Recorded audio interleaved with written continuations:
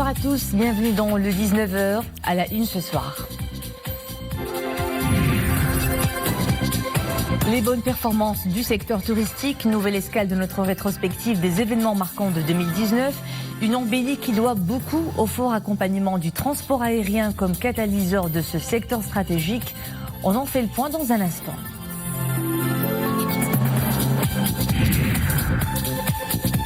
Une réunion de concertation à Casablanca pour faire le bilan des projets de développement réalisés dans la région Casablanca-Stade. Pour passer à la vitesse supérieure, l'accent a été mis sur la nécessité de concrétiser la contractualisation entre la région et les départements gouvernementaux. Et puis nous irons à El Jadida à la rencontre d'un self-made man, Nabil Bahraoui, jeune entrepreneur dans le tourisme. Son credo, la restauration des riads, des vieilles demeures, en puisant dans le savoir-faire traditionnel marocain. Et on commence par la nouvelle escale de notre rétrospective des événements phares de 2019. Focus ce soir sur le secteur touristique qui a réalisé d'excellentes performances cette année, malgré un contexte mondial marqué par une farouche concurrence. Cette embellie a profité à toutes les régions et elle a été rendue possible grâce à l'approche participative menée par tous les acteurs concernés, mais aussi et surtout grâce au fort accompagnement du transport aérien. Ce dernier a joué avec brio le rôle de catalyseur au service d'un secteur stratégique. Adna El-Harras, Brahim Afaq, Jihad Libri et Nisrina Oustar.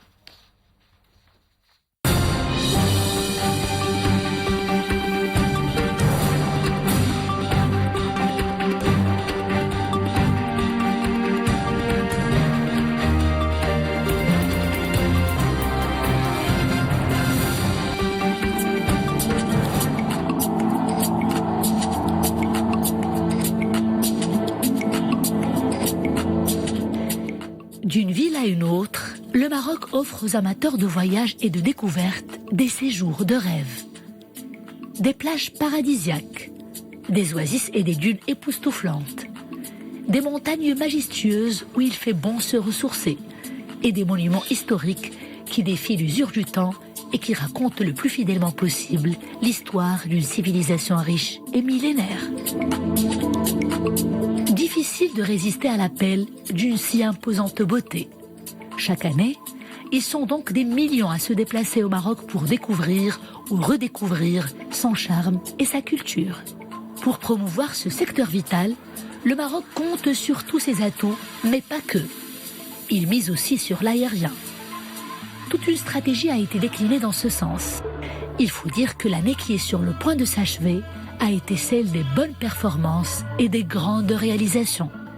Sur le plan national, le trafic aérien a généré 25 millions de passagers avec des records dans certains aéroports. 10 millions de passagers à Casablanca, 6 millions à Marrakech et 2 millions à Agadir. Ce sont des chiffres qui sont impressionnants, certes, qui sont supérieurs à la moyenne mondiale, et nous comprenons que les raisons principales, entre autres, ont été l'ouverture de notre ciel national dans le cadre de la signature de l'Open Sky avec l'Europe, mais également un certain nombre d'actions parmi ces projets. Un des projets les plus importants pour nous a été l'inauguration par Sa Majesté, que Dieu l'assiste, au début de cette année, du nouveau terminal 1 de l'aéroport de Casablanca, qui a permis d'apporter une capacité supplémentaire de 7 millions pour porter la capacité additionnelle à 14 millions de passagers. L'embellie est également constatée au niveau du tourisme interne. Il a enregistré cette année une hausse de 10% au niveau des nuitées. Cette tendance haussière est le fruit des synergies mises en place pour encourager le tourisme domestique. À travers les excursions organisées dans les 4 coins du royaume, les agences de voyage jouent un rôle capital. Ces professionnels travaille en étroite collaboration avec la Royal Air Maroc pour booster justement les destinations nationales et mieux les servir. Effectivement, il y a une approche participative avec la Royal Air Maroc. Donc notre partenariat, nous en tant qu'opérateurs dans le secteur, et la Royal Air Maroc en tant que transporteur national, nous nous concertons. Et nous essayons de trouver des solutions adaptées au profil du marché. La compagnie aérienne nationale est un partenaire d'exception pour nous. Notre collaboration est exemplaire et elle ne cesse de porter ses fruits. La RAM nous accorde plusieurs facilités, notamment lorsqu'il est question de changer nos dates de voyage. La fluidité est en plus garantie sans frais supplémentaires ni pénalités. C'est une excellente chose. Si le tourisme national et international se porte bien et que l'année 2020 s'annonce sous de bons auspices, il faut dire que celle-ci sera également celle de l'achèvement de la vision aspirant à attirer à échéance 20 millions de touristes au Maroc. Pour le ministère de tutelle, il est grand temps de capitaliser sur les formules gagnantes et de redresser les dysfonctionnements afin d'établir une nouvelle feuille de route dans un contexte mondial où l'industrie du tourisme connaît de profondes mutations. Le monde a changé, la compétition est plus rude, mais ce qui est important, c'est que le Maroc consolide ses atouts et reconfirme son ambition dans ce secteur stratégique. La régionalisation est devenue une réalité de notre pays.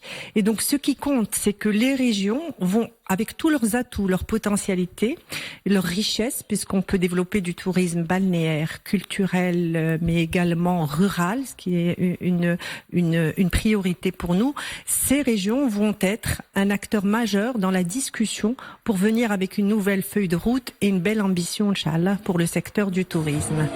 Et comme pour clore en beauté cette année 2019, l'aéroport Mohamed V de Casablanca a reçu il y a quelques jours une voyageuse pas comme les autres. Il s'agit de la 10 millionième passagère.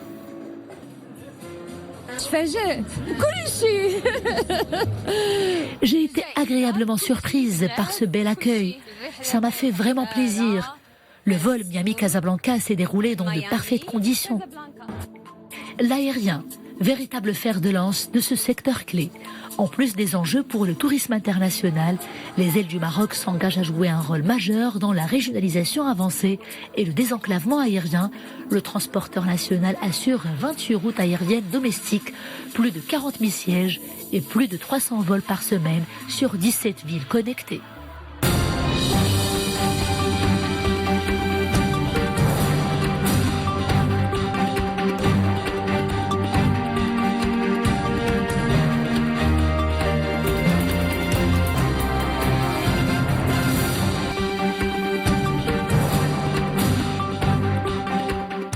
La région Casablanca-Stade doit accélérer son développement. Les propositions du chef du gouvernement qui présidait ce matin une réunion dans la métropole économique à la tête d'une délégation composée de ministres et de représentants d'institutions publiques. Cette Mani a mis en avant l'importance de la région Casa-Stade qui contribue au PIB intérieur à hauteur de 27%. Sarah Katir. Accompagné d'une importante délégation de membres du gouvernement, le chef du gouvernement Saad El-Othmani a effectué une visite, la 9e de son genre, dans la région Casablanca-Stade, et dont le but est de consolider la régionalisation avancée et consacrer la politique de proximité à travers la communication avec les élus et présidents des communes. Cette visite a permis d'identifier les problèmes et de faire le point sur l'avancement des projets au niveau de la région Casablanca-Stade. Malgré l'importance de cette région, elle souffre toujours d'une sorte de disparité spatiale.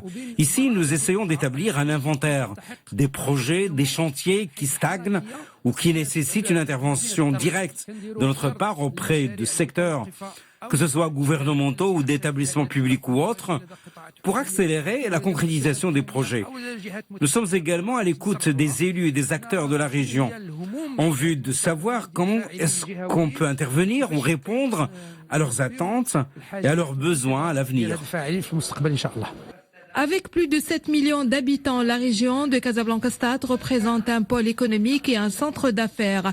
Elle souffre cependant de certaines disparités ainsi que du manque de la main-d'œuvre qualifiée et de problèmes majeurs de mobilité, ce qui nécessite une mise à niveau de ses infrastructures et la mise en œuvre d'une stratégie de formation de qualité.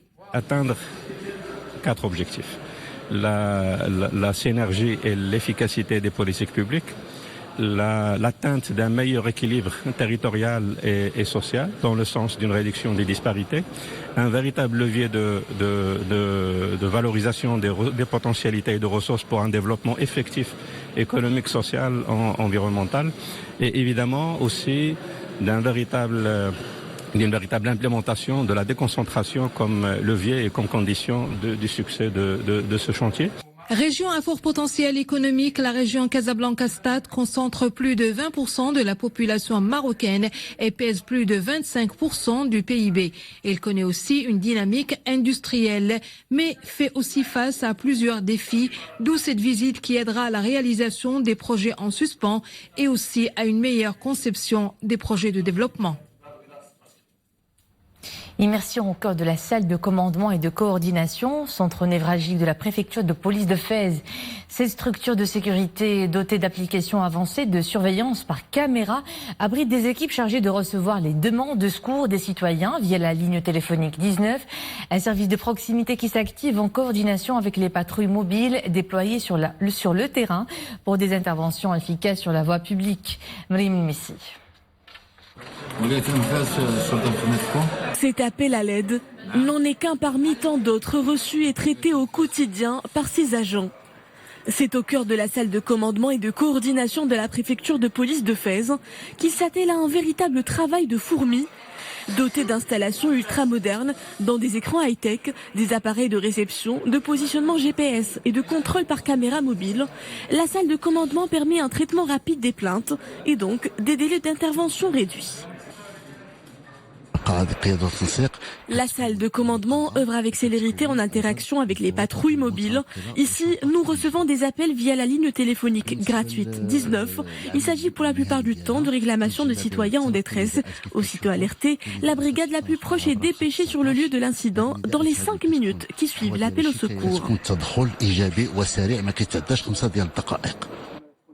Une mobilisation renforcée à la veille des festivités du Nouvel An. Rattachée aux unités de police mobile, la structure gère les interventions sur la voie publique, mission accomplie avec rigueur par ces brigades déployées sur le terrain. Équipées des moyens nécessaires pour s'acquitter de leur travail, ces unités fournissent secours et assistance aux citoyens en détresse. De quoi consolider le sentiment de sécurité auprès de la population et parer au risque de tout débordement occasionné lors de cette période de fête.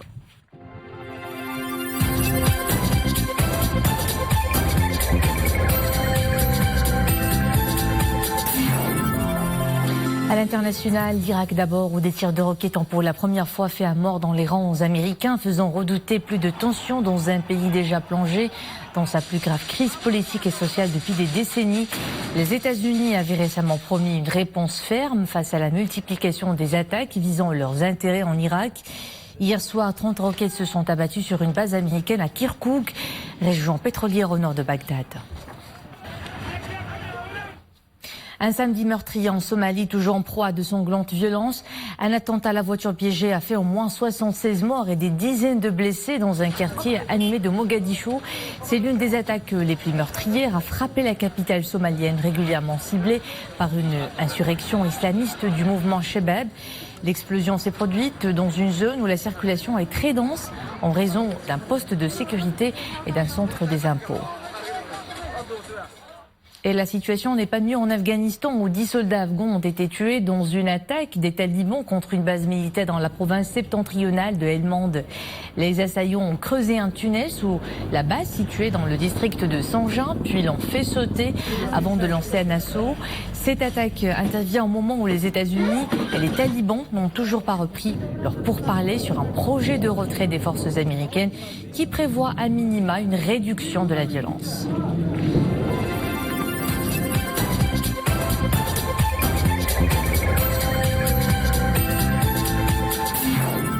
C'est un nom qu'il faudra retenir. Amira Tahri, 3 fois championne du monde de kickboxing pour les moins de 27 kilos.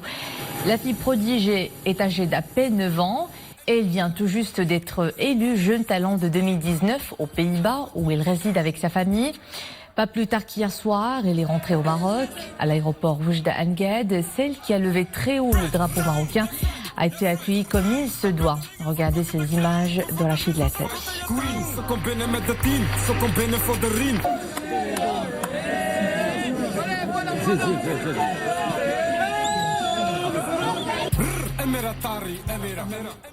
Le paysage médiatique national perd un de ses doyens. Le directeur de l'hebdomadaire Al-Usbou' Sahafi, Mustafa Al-Alabi, est décédé ce matin à Rabat à l'âge de 83 ans des suites d'une longue maladie.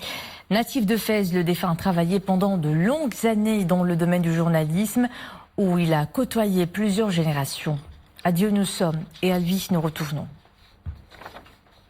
Place maintenant à une histoire à succès, celle de Nabil Bahraoui, jeune promoteur touristique. Il s'est spécialisé dans la restauration des riads et des vieilles maisons des Jadida et il exerce son activité dans les règles de l'art, ce qui lui a valu une bonne réputation auprès des clients et une reconnaissance de ses pairs. Voici son portrait avec Nisra El Hamdaoui.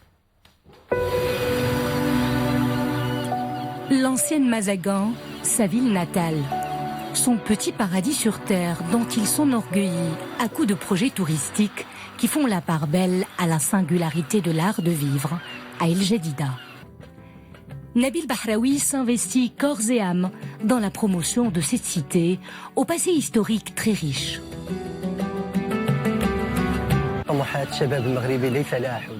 Mon ambition est de développer mon projet touristique en attirant de plus en plus de visiteurs et en faisant aimer ma ville aux touristes étrangers. Mon rôle est aussi de présenter la culture marocaine sous son meilleur jour.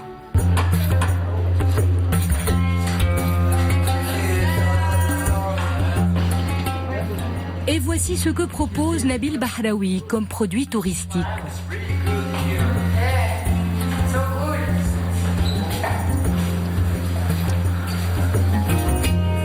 Une maison d'hôte au cadre chaleureux et convivial.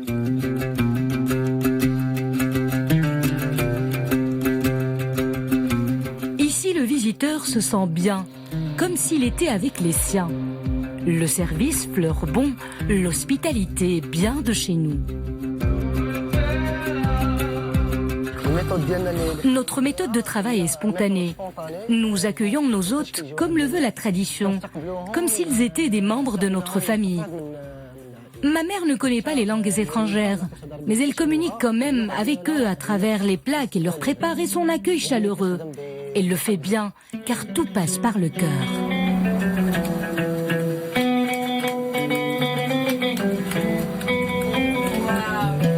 Son projet touristique est une aubaine aussi pour les habitants de sa ville. Sa maison d'hôte a souvent recours à de simples gens qui ont entre les mains cette habileté d'antan.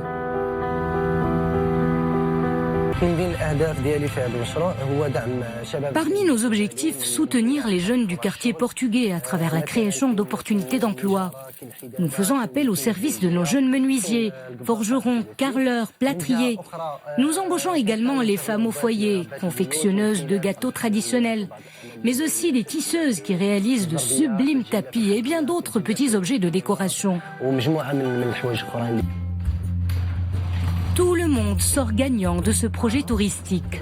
Les hôtes de Nabil, ses jeunes voisins du quartier et bien sûr sa ville natale. Nabil Bahraoui veille sur elle avec un patriotique amour.